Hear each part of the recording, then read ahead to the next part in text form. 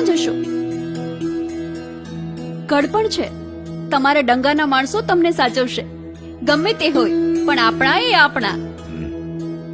દીકરી, મારા હતા એ મને મૂકીને વૈયા ગયા, મને ભૂલીને હાલતા થઈ ગયા. અહીંયા મારું કોઈ નથી.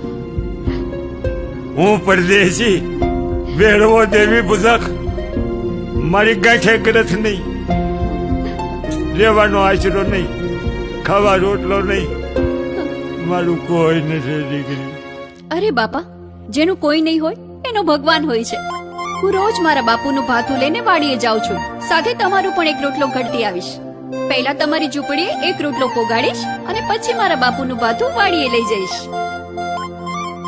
ધન્ય છે દીકરી, ધન્ય છે તારા માતા પિતાને, ધન્ય છે તારી સમજણનો બેન.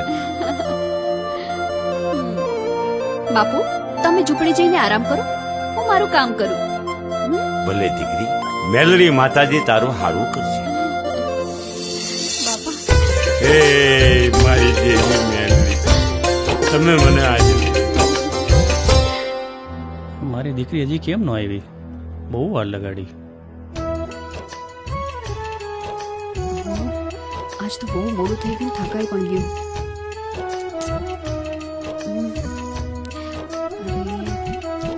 બાપુ પણ રાહ જોતા હશે ને.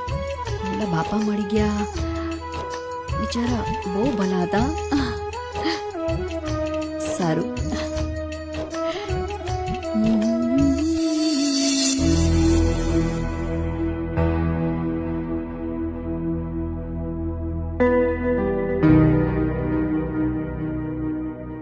હજુ મારી દીકરી કેમ ના આવી?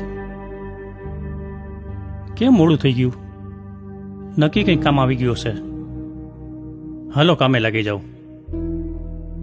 ઓહો, આજ તો બહુ જ મોડું થઈ ગયું. બાપુ રાહ જોતા હશે. અરે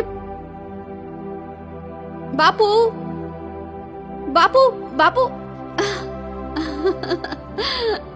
બાપુ, એ બાપુ, હાલો જમવા. આવી ગઈ મારી દીકરી. આવું બતાવો, આવું. એ હા હા, ચાલો ને બાપુ, જલ્દી, મને પણ ભૂખ લાગી છે.